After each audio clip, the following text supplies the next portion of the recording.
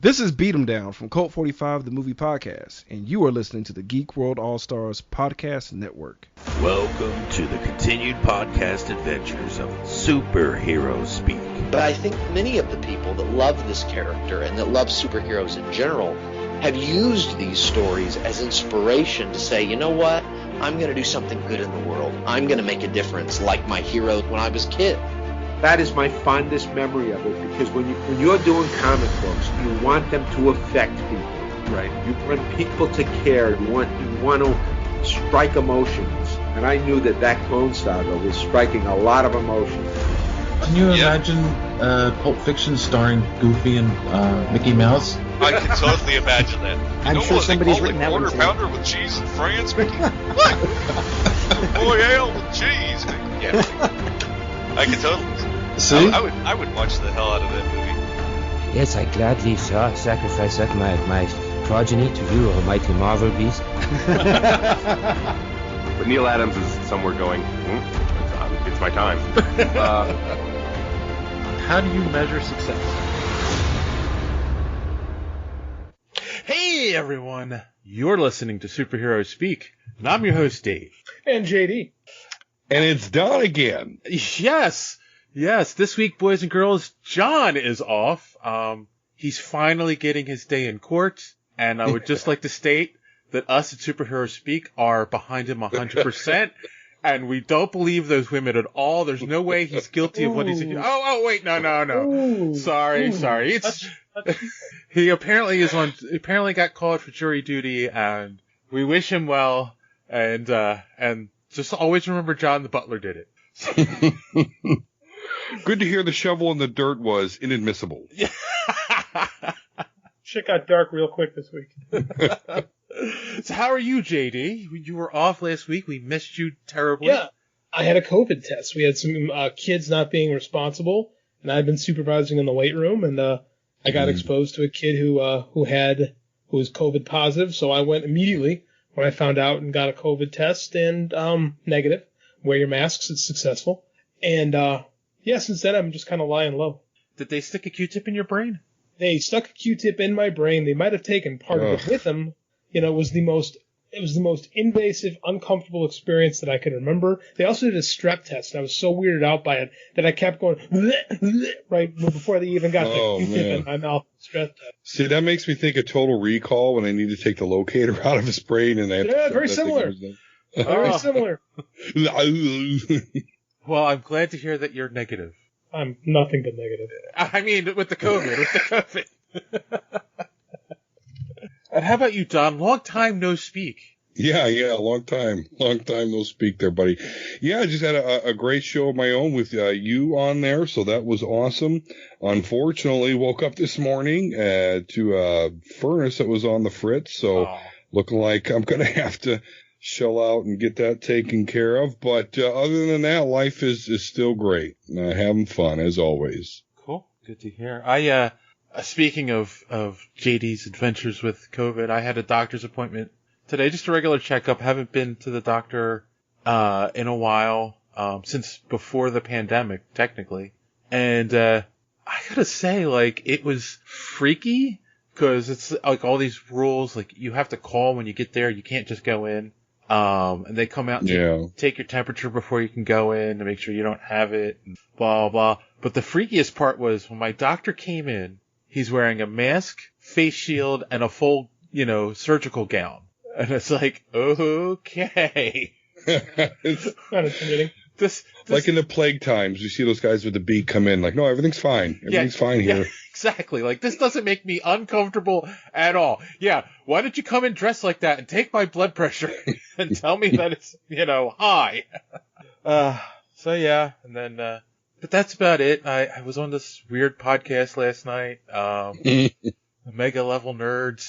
They are some nerdy guys. Wow. Show. Yeah, both of you have been on it. Thank you so much for that, but it's a great time.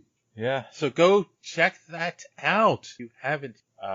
Available where all podcatchers are, right? Yeah, exactly, and live 9:30 on Sundays, Eastern Standard Time. Yes. Cool. So, with that, let's move on to our favorite topic, some social media madness. Not a lot this week. So it'll be quick, I promise. We had talked about, of course, the Falcon Winter Soldier being pushed back to next year, and our good friend Timothy Jones said, "I'm very disappointed, but I understand if they keep pushing MCU movies and TV shows back. I'm going to be 80 before I see any of them. Maybe I can get a time machine on Amazon." Things are pretty cheap on Amazon these days, especially if you have Prime, free delivery and all. We're not being paid by Amazon, so. Right. I take checks from Amazon every month. So. Oh. And Mr. Jones, that's very hubris of you to believe that you'll even make it to 80. But hey, good on you. Tim, it's fine. Don't worry about it. He's just kidding. Don't. Exactly. Nuclear war will take us out way before I reach 80. So probably. Moving on to less severe topics. We had talked about, of course, the CW canceling Supergirl, and next season will be their last season. And Shadow Walker kind of said something that made me go, that's why I included it. This is good. Let's get Supergirl from CW get moved to movies. That's not going to happen. It doesn't work that way. No, it wouldn't be the same Supergirl, but the character, They ain't making a Supergirl movie. They can't get a Batman. They can't get a Superman movie right. That's not going to happen. Hey, we had a Supergirl movie in the 80s, remember? Yes, it was terrible. No. Terrible. Oh. It was wonderful. It was slightly worse than Superman 4, The Quest for Peace. All right. Okay. I don't know. I kind of would like to see a Supergirl movie if they could do it right. They have to make Superman important first, and they're failing to do that. They're failing at the moment, but, they could be succeeding with spending $70 million to reshoot a movie that was supposedly already cut. Oh, yeah. That is the sequel to 2 films that no one still likes, but hey. The remake to a movie that no one likes either. What wise money spent by Warner Media. That's right. You weren't here last week to comment on that story. No, and I was bummed about it, but I had to get my 2 cents in. Moving across the aisle, we did talk about they announced the Nick Fury show, which, it's funny because I've heard some other people say basically, something you say many times, JD.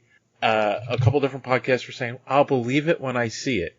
I should trademark that. Yes. Timothy Jones said it would be cool if he's recruiting for new Avengers. I hope he's not a Skrull.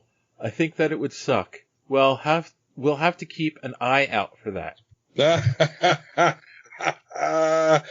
I agree, Timothy, because I think Nick Fury has an eye for talent. You know what I'm saying, buddy? You're one of those. Oh, here we go. Tim Jones, the master of the dad joke.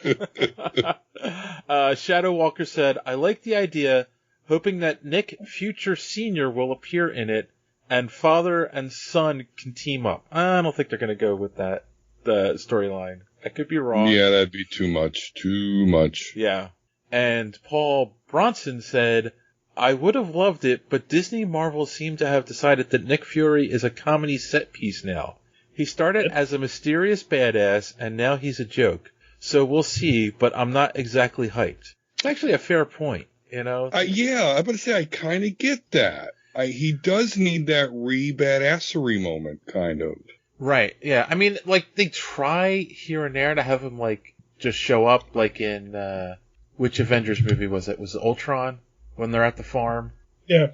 And, and he just kind of mysteriously shows up, But, I don't know. I think him kind of, I hate to say it this way, but him kind of playing second fiddle to Captain Marvel in her movie. Right. Maybe her. And he lost his eye because of a cat. I mean, I know it's an alien cat. But... Demon cat, but yeah. Not quite as cool as the World War II Nick Fury. Yes, so we'll see. I have faith they can bring him back, but we'll see. All right. Well, that's actually it this week for Social Media Madness. I kept it short, kept it sweet. But if you would like to know how you can be a part of Social Media Madness, here again is our good friend D Square to tell you how you can get more. Oh, yeah. Enjoying the show? Want to be part of social media madness? Make sure you are following superheroespeak.com, where you can find all of the show's social media links at the top of the page. While you're there, you can check out old episodes of the podcast as well as some other great content. Check the site often because we are posting some great comic reviews as well as comic book and movie news content every day. Make sure and follow us on Twitter at SuperheroSpeak. And while you're there, check out the rest of the Geek World All-Stars Podcast Network. You can follow them at @stars_geek. The Geek World All-Star Podcast Network include great programs such as the Pop Prison Power Podcast, Cult 45, So Wizard, Fans on Patrol, the Gorilla Brain Podcast, and of course, Superhero Speak. Search for #GWAllStars. You will not be disappointed. Now it's back to Dave and the boys on Superhero Speak. Thank you for that, Don. How could he be here and there at the same time? If he's here, then how is he there? But were there Crisis on Infinite Dawns? I was going to say Infinity Stones, but yes, there you go. That works too. Crisis on Infinite Dawns. That sounds like the episode title. No, that sounds like a bad porno. Yeah. I'd say it was a good porno. Oh my goodness. Yes. Don't forget to check out the Omega Level Nerd Podcast on Twitch every Sunday at 9:30 p.m. Eastern. Appreciate that, sir. Yep, check us out. Give us a try. We go deep though. We go on the deep end of things. I will warn you, we get in the weeds. Yes. And on that note, we'll take a quick commercial break, and we'll be right back. After these messages, we'll be right back. All right. We are back, and now it is time for some news. And there isn't a lot of news this week, guys. It's a really light week. Couple of interesting casting things. So, first off, they finally cast Miss Marvel with newcomer Iman Vellani cast as Kamala Khan, and she is a newcomer. I don't know anything that she has been on. So, what do we think? Do we have any opinions on this casting? We'll start with you, JD, since I heard your thoughts last night, Don. Right. I'm okay. I'm not terribly familiar with her work, but I don't know. Looks the part. You know, they don't typically screw these castings up, so I don't know. I'm game. Yeah, she looks. And this is something we didn't talk about last night. She looks really young. I don't know how old she really is, but she looks like she's 13, 14. Yeah, you're right. She does look like she could play that, you know, and again, I don't know her actual age, but you're right. She does look very young, which is awesome. That goes right along with the character in the comics. Which also begs the question, could they make this show, since it's going to be on Disney Plus as well, more geared towards younger viewers? They should. Yeah. And you know, they should keep her comic accurate to where she is. She's young. She's progressive. You know, she cares about the environment. She comments on those things. And really, I've never read a Kamala Khan book, but you know, she was in a Marvel superhero game that was on the Switch. So you know, she's in the new Avengers game that's out. So there's absolutely a concerted effort to put her on the forefront, and I think that's actually very smart because she's young, she's progressive, and I know that a lot of progressive people on Twitter and whatnot really want representation, and so this really gives them that. And she's popular in the comics, so this isn't a Force woke thing, right? Like, no, it's not like Force SJW. She's actually a very popular character, and so I think it could be great to get new people into the genre.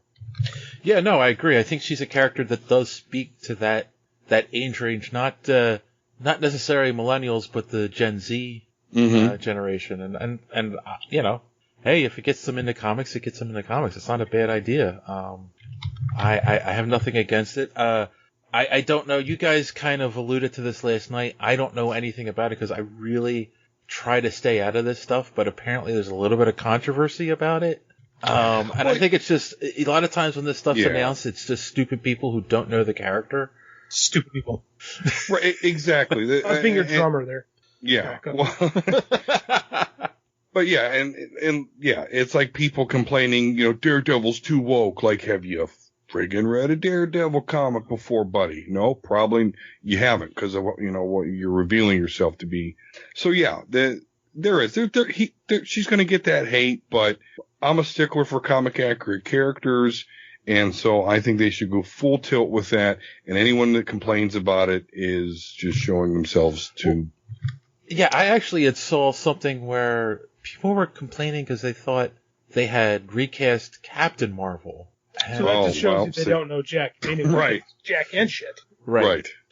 Well, speaking of people who know Jack shit, John? Oh. You don't listen, so I can get away with that. No. There's a young actress on Twitter. Her screen name is Dua, D-U-A. Don't know much about her other than she had been talking to her followers and saying she was in talks to play Miss Marvel, and no one believed her. So after they announced the casting, she said, "Look, here, there's proof." And she took pictures of the script they sent her and a copy of her NDA. Or DNA. No, NDA. NDA. DNA would be something different and much more difficult. And put those on Twitter. So, Dave, we've been talking about, like, NDAs lately. It's come up in our conversations a few times. Yes. Now we're going to see what happens when the NDA gets violated. Holy shit. Yeah. I just kind of wonder, does she not want to work anymore? I think she's just wrapped up in this Twitter bubble where she thinks it's going to get her a certain amount of clout to be worth it. I don't know she needs someone to like tackle her or to rip the phone away from her when she's feeling this kind of way. Cause yeah, she just opened herself up to a can of whoop ass. Yeah. You were going to say something, JD? No. Oh, okay. Oh, Twitter bubbles are real. So I think Dan's got a good point with that. Yeah, no, and it's one of those things where it's like, we talked about this after Disney had bought Fox, and it was estimated that they now own, I don't remember what it was like 40% of all entertainment at this point. Why would you do this? That's greatly reducing your chances of getting a job. Yeah. Maybe she got on some sort of cult. I don't know. That's really putting the proverbial gun barrel in your mouth and just, ugh. Yeah. Yeah. Bad move. Very bad move. From bad moves to interesting moves. I really want to get your take on this, JD. Yes. So, we now know who one of the villains for the next Spider-Man movie is, and it's Jamie Foxx returning as Electro. So I believe the title of the next Spider-Man movie is Far From Ideas. No, it's Spider-Man, Home of, huh? I don't know, I lost that joke somewhere along the way. I had it, I lost it. I'm disappointed in myself. This makes no sense. Or does it? Play with me for a moment. Okay. Remember how in Far From Home, we teased the idea of alternate universe superheroes? Yes. Perhaps this is literally the same Electro from Amazing Spider-Man 2. And what was teased in the second Spider-Man film becomes reality in this third one. A Spider-Verse, if you will. Okay. I would agree with that. In fact, when we talked about it last night, so J.K. Simmons, recently in an interview had talked about how, when he got the part for Far From Home and he, didn't wear the hairpiece, when he talked to the people at Marvel Disney, like the understanding was he was coming back as J. Jonah Jameson, but this was a different version. That's why he doesn't have the hairpiece in it. But the people at Sony turned around and said, "Oh, no, it's definitely the same Jameson," which doesn't make a whole lot of sense. But it does when you take it in the context of Sony desperately wants to do a Sinister Six movie. And they don't want to retread things, is my guess. So I'm 50-50. I think it could be either some, multiversal comic booky stuff. But I also think you're right. They want to get the Sinister Six. A lot of them are already in play in previous movies. So I think you're right. It's 50-50, but it's a cool idea. And I'm just waiting to hear if Alfred Molina is going to reprise Doc Ock. That would be really something. That would be cool. Yeah, that would be cool. But the other thing was, though, Jamie Foxx had said, now he put this on Instagram and it's been since taken down, but apparently he had put something on Instagram about being recast as Electro, and he said that Marvel, it's definitely not the same character. Marvel wants to take it in a completely different direction. Then why cast the same dude? That's so weird. Right. So I'm so confused. And here's the other thing, right? I was listening to Fanzo Patrol today. Shout out, guys. And the host, Montego, had said something about he really hated Amazing Spider-Man 2, and he hated the Electro in it. And it's not very good. But see, to me, is it Jamie Foxx's fault? Oh no! Jamie Foxx is a good actor. Right. Bad material to work with. Like, he's not good in the movie, but he was not given much to work with. And the fact, I don't think Mark Webb has done much since those movies. So, I mean, I don't think it was directed very well either. So, I mean, Jamie Foxx is Jamie Foxx. It's a weird decision nonetheless. Right. So we could get Jamie Foxx with better writing. Yeah, for sure. That's a pretty good prospect. I mean, he definitely does some scenery chewing as Electro. Oh, yeah. Mm-hmm. But I think that's the direction and the script. That's not Jamie Foxx, because, I mean, right. One of my all-time favorite movies is Ray. And it's like, how do you take that actor and then, go and do this Electro? It's like, no, it's not him, No, I feel you. One of my favorite movies is Collateral. There you the go. Michael Mann film with him and Tom Cruise. Right. And Tom Cruise is a great example of when he's got good stuff to work with. He's really good. When he's not, it's because, like, he's working with some crap. Yep. So, yeah. Yeah. I've been loving him ever since in Living Color. Remember that Wanda character he used to play? Oh, my God. That was hilarious. That show is so influential. No one ever talks about it. Classic show. Was that the one, I'm ready to go home? What's that? Was Wanda the one where he's like, I'm ready to go home when they're on the date? Yeah, yes. Yes. That was that character, Wanda. She was, yeah. It's him and Drag. Yeah, exactly. Him and Drag, and he was pucking out his lips, and hey. Yes, hey, that's it. Speaking of actors returning to roles we thought they were done with, a friend of yours, JD, has said that he will be returning.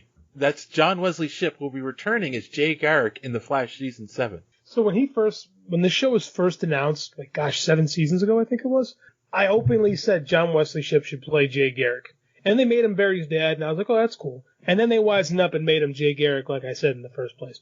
So I'm happy that he gets to work. I'd love to get him on for a podcast, but the man don't do podcasts. So, whatever. But, wait a minute. But hold on.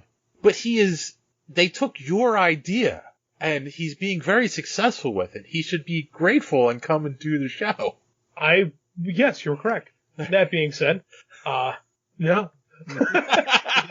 He just don't want to. He just doesn't do them. Like I said, I don't take it personally because every time I even broach the subject with him, it's a conversation killer.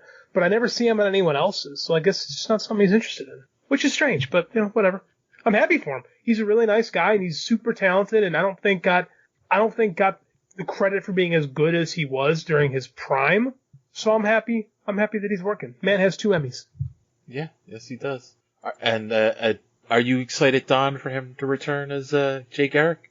Oh, yeah. Well, yeah, absolutely. Yes, that's a quick answer. But I really any news about this whole Justice Society and all these old characters really, really excites me. I think it has. Just watch how us old farts spend money on this stuff if they do it right. Just watch. Old farts. So, yeah, because I kept thinking, wait, didn't he die in Crisis? Yeah. But it wasn't Jay Garrick, right? It was his Barry. Right. It was his Barry that dies. Yeah. So there you go. Yeah, there's no reason he can't return, so. kudos to a man that can play 3 different roles on one show. Shit, Yes. Almost as talented as, what's her face from, Orphan Black. Yes, who's now playing someone too that we just talked about recently, and I can't remember. She-Hulk. I can't Thank think of the you. actress's name. But all right. I'm a terrible person. Me too. I can't think of it. All right. Oh. So here we go. Speaking of being terrible, no, that's a bad way to start this off. Continuing on with Warner Brothers and DC. Well, not DC because this is an independent book. This is why it caught my attention. Warner Brothers will be adapting the superhero comic Black to a film, and those who aren't familiar, the story of the world of Black, only Black characters have superpowers. So I haven't read it, but the idea fascinates me. But I also find it interesting that Warner Brothers, who owns DC, is going after independent titles to make movies. Well, it's Kwanzaa and Jamal Igle, both super talented guys, both awesome Twitter follows. What's probably the most popular show on TV right now? I'd say probably The Boys, right? Yeah, at the moment, yes. This gives you your own take on it. You know, an independent look at superheroes that's a little bit different, and it gives you some flexibility. And I don't think it's being made by Warner. I think it's going to be made by either like New Line or one of their subsidiary groups. Oh yeah, I wouldn't be shocked. Yeah. If it was, especially if it was New Line, that it definitely fits into their wheelhouse. But I mean, what do you, have either of you read the book? No, I haven't. I can't say that I have. Okay. I haven't either, and that's probably a part of why they are doing this, because I'll tell you, when it comes to comic book movies and shows, it seems the less I know about the comic, the more I seem to enjoy, because I don't notice the deviations from the source material. I get over the fact that I believe that I should be a god of knowledge when unfortunately I'm not. They didn't go that way. So all those years wasted. But they can get around that, and they can just make a quality product. And yeah, you'll get your stickler who, okay, I read the comics and I don't like it because it's not exactly like that. But for everybody else, you know, we'll be like, hey, cool superhero stuff that's not MCU or crappy DC right now. So I'm all aboard, just like you are with The Boys. So to me, it seems the less I know about the subject matter, I seem to enjoy the product more when it's off the pages of comics. And I don't really know what that says about me, but nonetheless. No, I'm the same way. Like, there's a lot of things that people like that I don't quite cling to if it's not like the book. Like, two shows example, NOS 482, like, Nosferatu. I love the book, but I could not get into the show. The changes, there were too many changes I didn't think helped. And same with The Outsider. Like, I love The Outsider by Stephen King, but the TV show, like, it went, in my opinion, strayed too far from the book. So I'm always better off, same way. Like, if I don't have, baggage with a property that's coming to movies, I'm almost better off not having those ties beforehand. Mm-hmm. Yep. No, I totally agree. That's it's the picky nerd in all of us. We are picky nerds. Yeah, I mean, I should be worshipped for what I know, and now it amounts to nothing. It's good. Yeah, no. It always reminds me of when my goddaughter was, I want to say 13, 14 years old, and she had, and one of the I couldn't tell you which Harry Potter movie it was, and the movie just came out, and we were talking about it, and if she liked it or not, because she was a huge Harry Potter fan and read she would read the books in a night when they came out, you know, every single one of them. And she's going, oh, I didn't like it because they changed this and this and this. And when you look back, you realize, like, they changed things in the movie because for time, and, you know, they cut something out in book 2, so now it doesn't make sense by the time you get to book 4 and blah, blah, blah. But, like, she was complaining about all these little details, and I went, welcome to the nerd club. Right. My wife's like that with, what's one of those books? I always want to say Outlander. You know, she gripes about the changes they make from the series or the books to the TV show. Like, everyone's a nerd about something. Oh yeah. Don't get me started on the changes in the Lord of the Rings movies. I won't. Yeah. You mean Tom Bombadil could have ended it a whole time? Twice. Nerd confession. I've never read Tolkien. Never? Never. It's good, but it's a chore. Yes.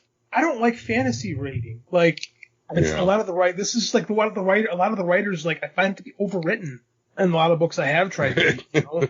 Like, why say something in one sentence when you could take 6? Right. That is I know we've got this excellent point. army of 10,000 orcs, but let's talk about this leaf on the tree. Yes, and I can't do it. I'm like, I can't do it. Meandering. No. It's artistic license. Oh, I get what it is, but it's me, in my opinion. All right. Well, I know lots of words, and so you shall now too. I think I'm going to check out. I'm going to probably get volume 1 of this book to see what it's like, and then complain about the movie when it comes out. So, to be fair, well reviewed. Really well reviewed. Yes, that's why I'm saying I'll probably complain about the movie. All right. So that is all the news that we have for this week. Told you it was late. Very light week. So now we're in October, and it's the time of spooky ooky things, and I thought we could have some fun and have a conversation this week because obviously, thanks to John not being here, our talking about a comic got screwed up. So I figured let's keep it light and simple, and let's talk. What is our top 5 favorite villains? Are we talking like straight comics or pop culture in general? I asked the same question. Yes, Don asked me before we got on, and I said, "Oh yeah, no, anything like because it's just our personal top 5 favorite." All right, I'm gonna freewheel this. Continue. So I'm gonna let Don start since you asked beforehand, and obviously you have a very well prepared list. So what is your number 5? My number 5 is from a video game, Final Fantasy VII's Sephiroth. Okay. For me, he's very, very iconic. He has his own personal theme when not all villains do. He's come back, and of course now is the focus of the new remake, which is a separate story and a continuation of the future one, strangely enough. But so very iconic, very cool, black leather trench coat, big oversized katana, long silvery hair. I mean, what's a goth not to love? So Sephiroth is number 5 for me. I didn't know you were a goth. I'm not. I mean, I'm like original goth, which means I like Black Sabbath. I like to wear black and some leather, but the eyeliner shit and all that's gotta go. No, that's not me.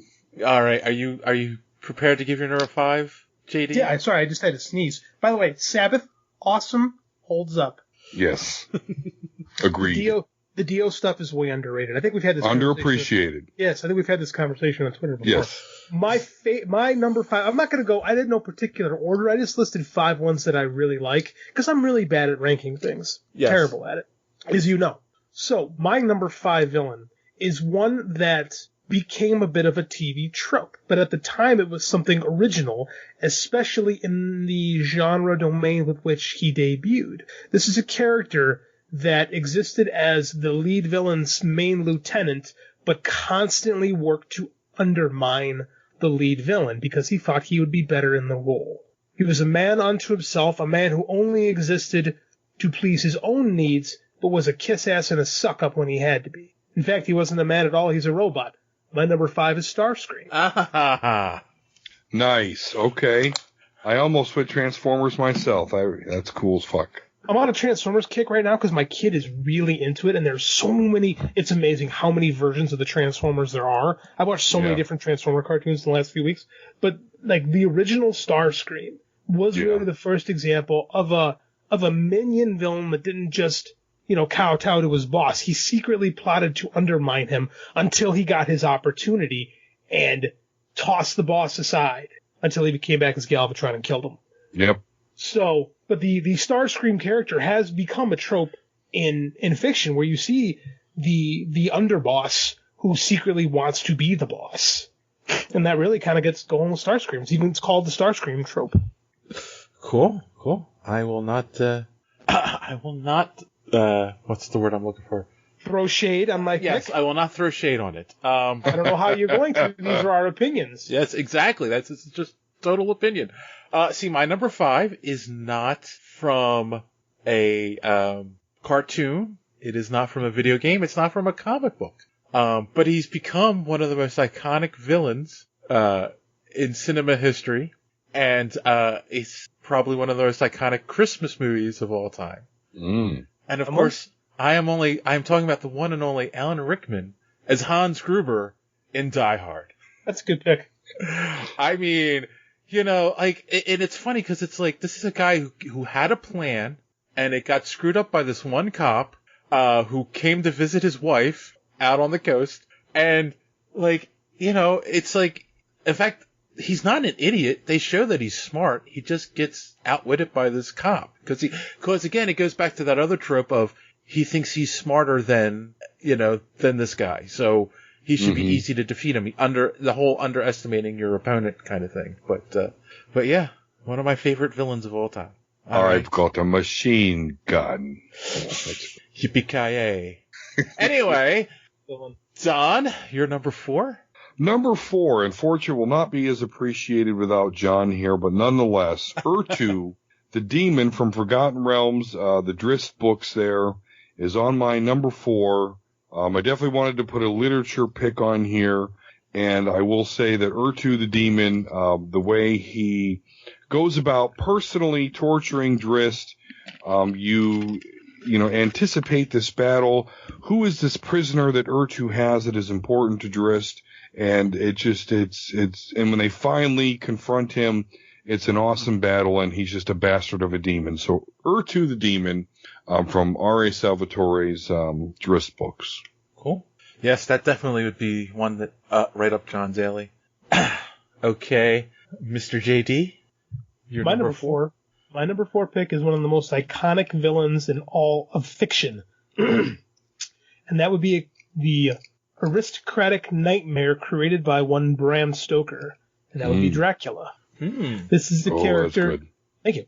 This is a character who defined what a vampire really was for more than a century. Because oftentimes the portrayal of the vampire is an aristocratic person who, a little fancy, but also a little bit gross at the same time.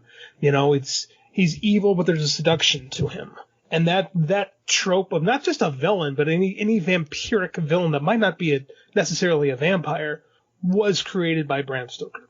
And it's had an enormous impact on popular culture, and particularly Bela Lugosi's interpretation of the character came to define what a vampire looked like, sounded like, and felt like for almost 100 years. Because every vampire is either an embracing of or a rejection to what Bela Lugosi brought to that character 100 years ago. Do you have a favorite version of Dracula, or just from the book? Boy, and that's what I like about Dracula, is the book Dracula is a lot different than the pop culture interpretations of the character, but you can't ignore what Lugosi specifically brought to the character. And I don't necessarily have a favorite version. Like, it's one of my favorite parts about Dracula is I really enjoy seeing him reinterpreted. I really like the Marvel comic Dracula, from the Tube Dracula from Mark Wolfman and Gene Colan. That's a really cool interpretation of that specific character. But I also, like I said, I really like Bela Lugosi. I really like Gary Oldman's version of Dracula. Like Christopher Lee. I grew up on those movies. I love them. So, you can't ignore what Dracula has meant to pop culture and fiction in general. Yeah, and even in comics with the X-Men a lot of times brush up to Dracula. In fact, one of the cooler stories I like is when the X-Men resurrected Dracula so that he could help take out his son, who was growing this vampire horde. And they needed it dealt with that. And they actually teamed up with Blade, who wasn't too happy that they were going to resurrect Dracula and let him do his thing. But the plan worked. But nonetheless, yeah, that's great. That's an awesome pick. I really liked the old Chris Claremont Dracula Storm story. Whoa. Yeah. Sorry. Dave can't believe it. I really like the Chris Claremont X-Men stories with Storm and Dracula. Those were always really fun. Yes. All right. So, my number 4, it's kind of tropey, but Tropes are good, man.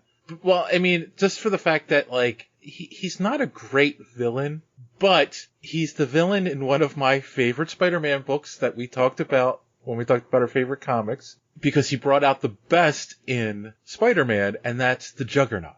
The idea of this unstoppable force, that just keeps going gets to his target and is unstoppable. But again, because he brought out the best in Spider-Man, because Spider-Man, it showed him not giving up, Mm-hmm. Good story.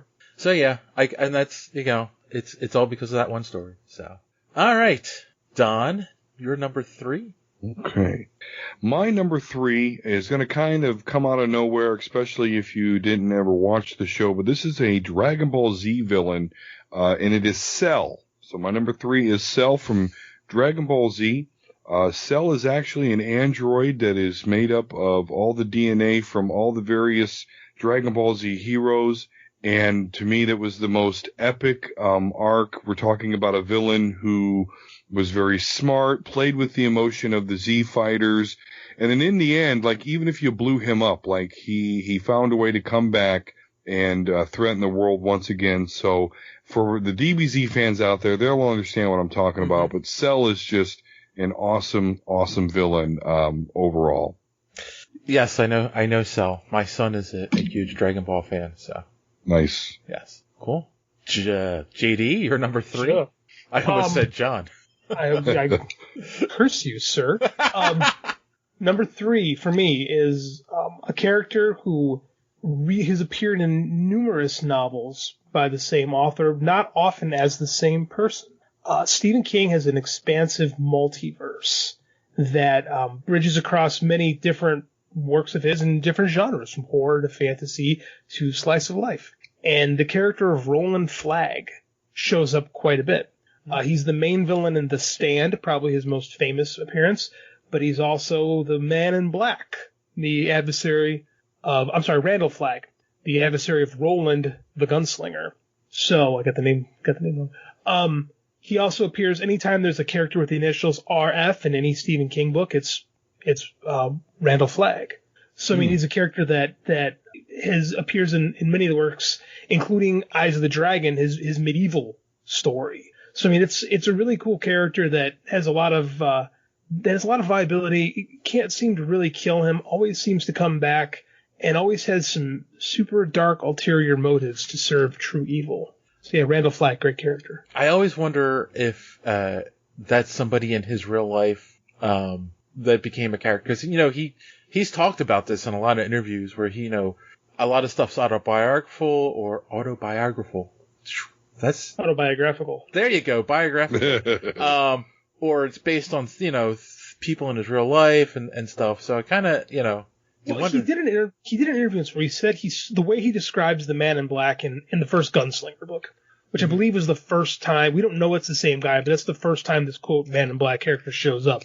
The way he describes someone that he met, I forget where he was, but he saw a guy dressed like this, and something about this person bothered him to the point where he remembered it specifically how the guy looked. Yeah. And it inspired him to create his, probably his, maybe not his most famous villain, but probably his greatest villain. All right, so my number 3. Speaking of Men in Black, now you have to stick with me on this one here. It's not Venom, it's the symbiote. Well, the symbiote in general. Yes. And it's funny because it for the longest time, my Amazing Spider-Man collection started at 252, which is the first episode with the black costume, right? And but it's funny because it doesn't take long before you realize that this costume's alive and it's siphoning energy off of Peter and it's changing his personality. And, basically he has to nearly kill himself to get this thing off of him by going to the bell tower and he finally shakes it off of him.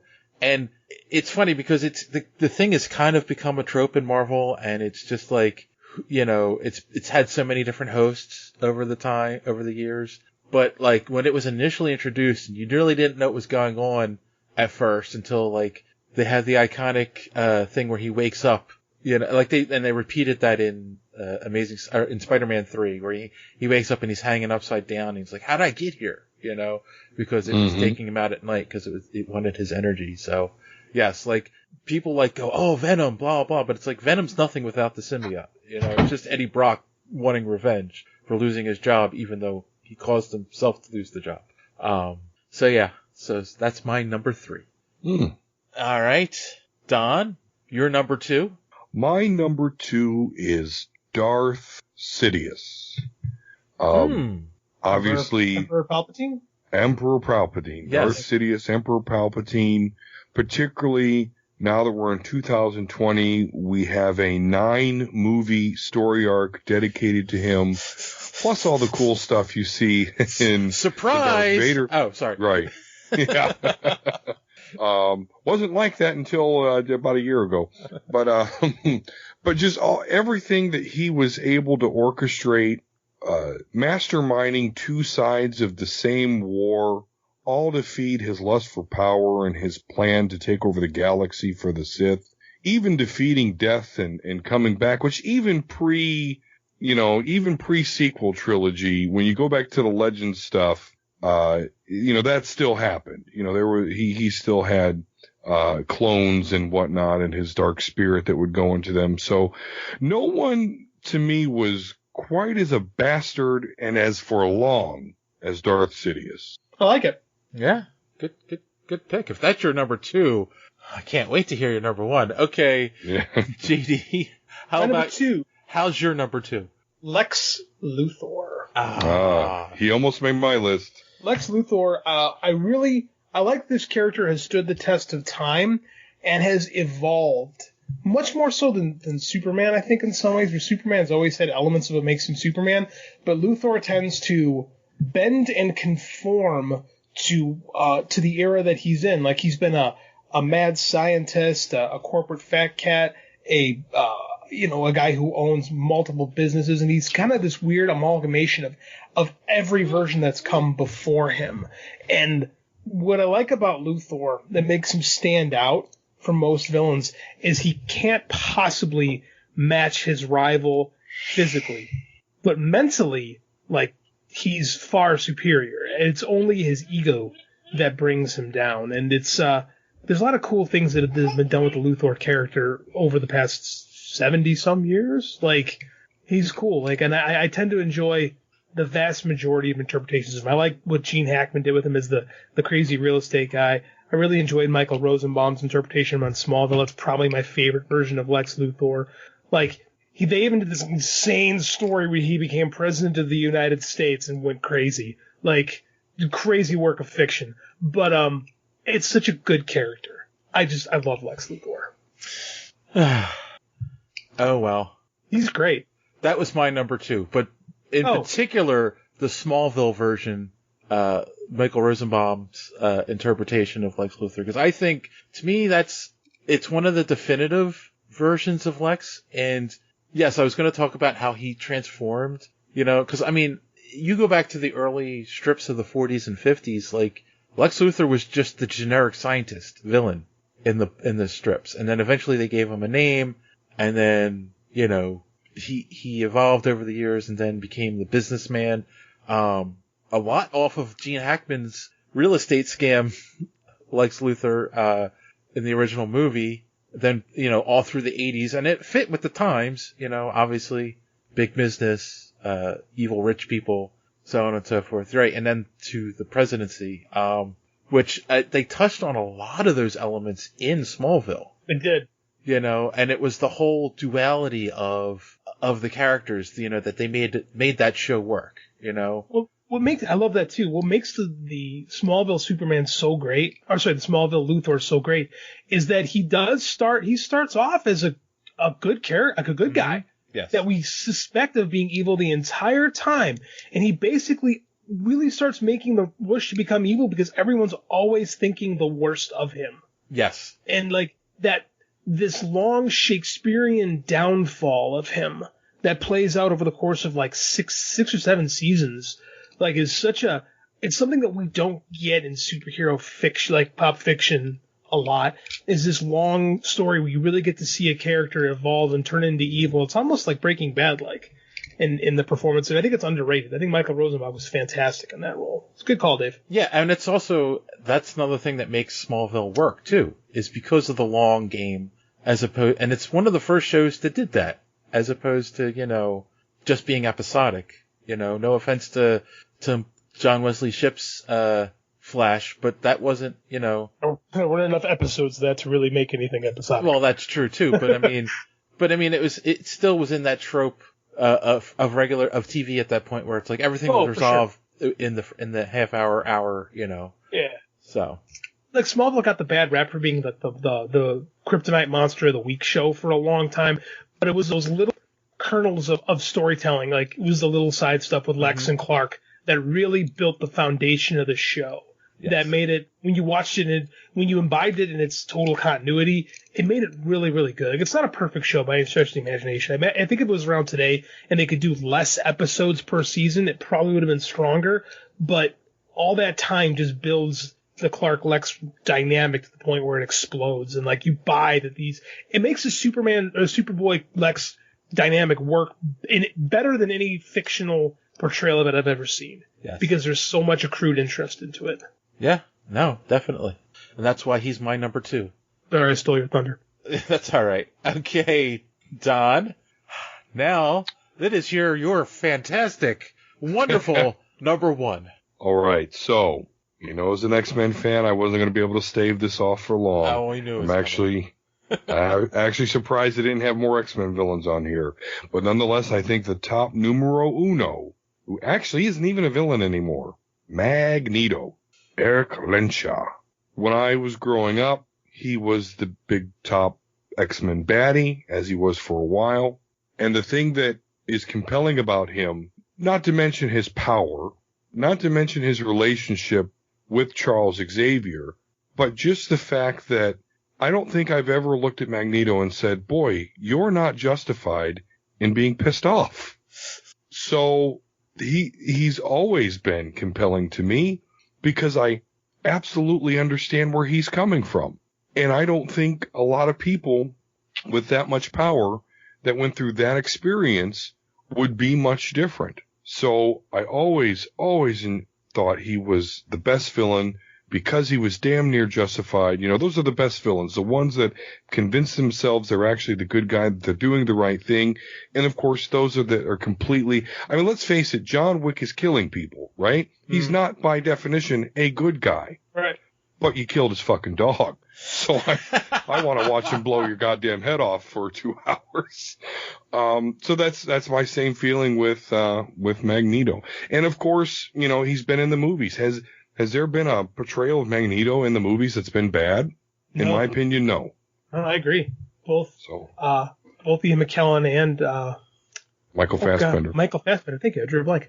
Are both fantastic. I think I prefer Fassbender's interpretation of him, but yeah, that's why I didn't want to include Magneto on my list. Is I just I almost find him too sympathetic, and I think sometimes and I agree with what you're saying, but I mean it's so hard to disagree with Magneto sometimes that I have a hard time really writing him off as a villain more than just an anti-hero. All right, so I'm now frightened of both of you. Apparently, justified killing is good for you. I don't know. Have you read my books? Oh, that's true. That's true. Poor John. All right, JD. My favorite villain is Pennywise the Dancing Clown. Wow. Because at 10, when I saw it, I discovered Stephen King as a boy when the television miniseries premiered. And that will go down for as aged and dated as it is, it's still probably the most effective television movie ever made. That original 1990 version of it. Tim Curry's performance is like the eviler version of Krusty, which is kind of funny because they came out around the same time. But there's something in Tim Curry's performance of Pennywise that is very grounded and scary. You know, like you can almost believe that this is a human. Like I bought that Tim Curry was a person who dressed up like a clown and hurt people. That has something to do with the fact too that I grew up in Chicago and we still have John Wayne Gacy stories, you know, around me. Like he's from my parents' neighborhood in the city in Chicago. So I mean, like growing up in the 80s and 90s and around me, like you heard like John Wayne Gacy was part of our folklore. So to see a physical manifestation of it spooked me as a kid. And the book and the Bill Skarsgård version of the character definitely veers more into the supernatural, but I think it's just as effective. Like, I think those two characters hit on a different level. Like, Tim Curry creeped me out as I bought that could be a guy doing all these things, like his performance, and then he turned into a monster. Whereas Bill Skarsgård is a monster the entire time, and he paints his face like a clown just for shits and giggles, which is pretty much what the Pennywise entity does. And again, when you're into the Stephen King folklore, like, the type of creature that Pennywise is plays a large role in the existence of the universe. But when you get down to it, he's just a boogeyman that feeds on fear and little kids. And there's something so primordial and scary about that first It chapter that just I've never been able to let it go. I never even tried it, dude. I could tell that from a mile away. I was, that's all sorts of nope. I'm not even going to subject myself to that. It's spooky, man. And then you get a kid orgy and it gets weird. Yeah. Cool. Yeah, it's funny. I had debated between putting horror characters on the list, and I was just like, it's just, to me that felt easy, like a cop out, you know. Thank you. No. But when you take a great character like that, it really isn't a cop out, you know. All right, man, I went back and forth on my number one for a while because it was between two characters. One's from Marvel and one's from DC, and I'm sorry, it's cliche, but you got to go with the Clown Prince of Crime. We talked about The Killing Joke last week. JD, you missed that conversation. I know. I thought I had the COVID. Cut me some slack. No! I thought I had the Rona. Come on now. No slack for you. Yes, I mean, you know, of course, this is a character that has evolved again over the 80-plus years he's been around. And we had talked about this last week. Of course, if it wasn't for Denny O'Neil and Neil Adams bringing him back in the 70s as a formidable villain, I don't think we get to The Killing Joke, which then we don't get to The Dark Knight and Heath Ledger's killer performance, or even Jack Nicholson in Batman. But yes, you know, again, don't give him an origin. Make him a force of nature that you're just afraid of, as you know, you hear that laughter and you know you're gonna die. It's you know, it's counterintuitive and it's scary as hell. So, yeah, I think, and that's the thing, I don't know, I can't even say I have a favorite version of him, or a favorite story. He's definitely my favorite DC villain altogether. So. I think it's a great call, and I had a hunch you were going to pick him, so I made sure he wasn't on my list. But there is no Pennywise the Dancing Clown without the Joker. Yeah. Like, the clown at midnight trope, it existed, but it wasn't personified really until you got the Joker. Right. And I don't think it's a stretch to call him the greatest. I don't think it's a stretch at all to call him the greatest comic book villain in history. Like, as far as impact on popular culture goes, like, there's a ton of spooky clown movies. And I think they owe more to ours. It's a cliche. Yes. I think they owe more to the Joker, certainly, than they do to Pennywise. And, you know, Heath Ledger's reinterpretation of the character as this crazed anarchist, you know, just brought new life to the character. It's a great call, man. It's such a good boogeyman. All right. You guys have any honorable mentions? Oh, I had tons. Go ahead, Don. Oh, yeah. I mean, Apocalypse, Juggernaut, you know, all of those guys. Galactus. Any X-Men villain? Pretty much, yeah. I was thinking of putting Galactus on my list. I know that nowadays he's not so tough. Hell, in Thor #6, Thor beat him up and killed him. Made his helmet the new Bifrost chamber. But back in the day, it was like, wait a minute. The Watcher had to give Reed Richards something called the Ultimate Nullifier in order to beat this dude. Right. Otherwise, yeah, exactly. Exactly. So, you know, he used to be much more impressive, but he's definitely an honorable mention for me, Galactus. Cool. I had on my honorable mention list, I had Norman Osborn, I had Bane, and Black Adam. Those are my honorable mentions. Didn't quite make the cut, but characters I'm big fans of. When you opened it up to all pop fiction or all pop culture, I decided to reach into some books and horror movies and stuff like that. But those are those are some of my favorite comic villains. Yeah, obviously the other character I was torn with was Doc Ock.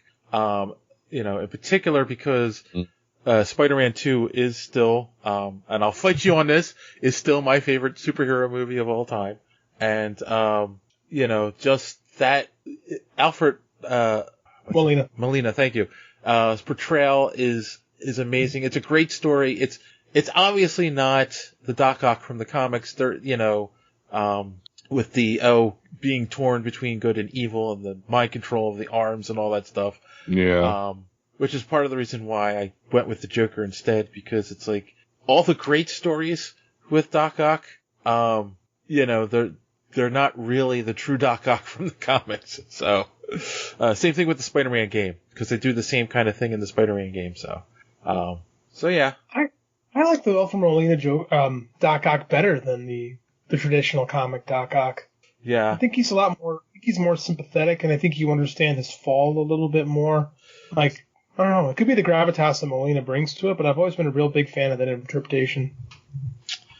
All right. So there's our top 5 villains. John, sorry that you were here not to tell us yours. Of course, you're not really number 1 on all of our lists. And we're curious, for you, our listeners, who are some of your favorite villains? Let us know on Twitter or Instagram or Facebook. You can find us. Just look for Superhero Speak and let us know what you think. All right. Well, let's wrap up this episode with some recommendations for our audience. So, Don, you have any recommendations this week? I do. I'd say the thing that I recommend most would be this, it's like a reprint of Giant Size X-Men -- It's tribute to Wine and Cockrum. It's a 48-page issue. It's got just a plethora, so a different artist does each page's artwork. Of course, the first page done by Mr. Alex Ross himself. So I definitely recommend you go pick up the tribute to Wine and Cockrum, Giant Size X-Men. It's really like a mini graphic novel. You get the whole story of how the new team of X-Men along with Cyclops go back and battle Krakoa for the old X-Men. And again, each page is done by a different artist. And it was awesome. I recommend you go pick that up. Cool. JD? I finished this book called The Cleaner by Mark Dawson, who's a real big name in indie publishing. He's got this 18-book series about this character named John Milton, who's a retired MI6 agent who, is trying to not be an assassin anymore. He goes to these different communities and just makes everything worse by showing up. But they're great stories. They're super well written. It's like a Jack Reacher style kind of thing. And man, I read the first one finally. Like, I've been taking all Mark's courses, and he's a guy I've learned a lot from. And I finally said, I'm gonna read this guy's books finally. And I just couldn't put the thing down. Like, I highly recommend if you're looking for just a good popcorn book. I can't say enough good things about The Cleaner. Cool. You know what? I've heard of those books before. They're good, man. They're real good. I'm gonna have to check them out. All right. Well, I am going to recommend that you go over to superheroespeak.com, where you can find the podcast every week. Comic reviews by our good friend Don. We just put up a really good one. Hollywood Garbage. I'm sorry, Hollywood Trash, number one. Yep. By Mad Cave Studios. So definitely go check that out. There'll be a couple more up this week for Mad Cave. And I have had such a busy week. I haven't watched a lot of TV or anything other than just getting caught up on The Boys. So, I don't know if we're going to talk about it on the show eventually, but I recommend that you watch it just in case we do.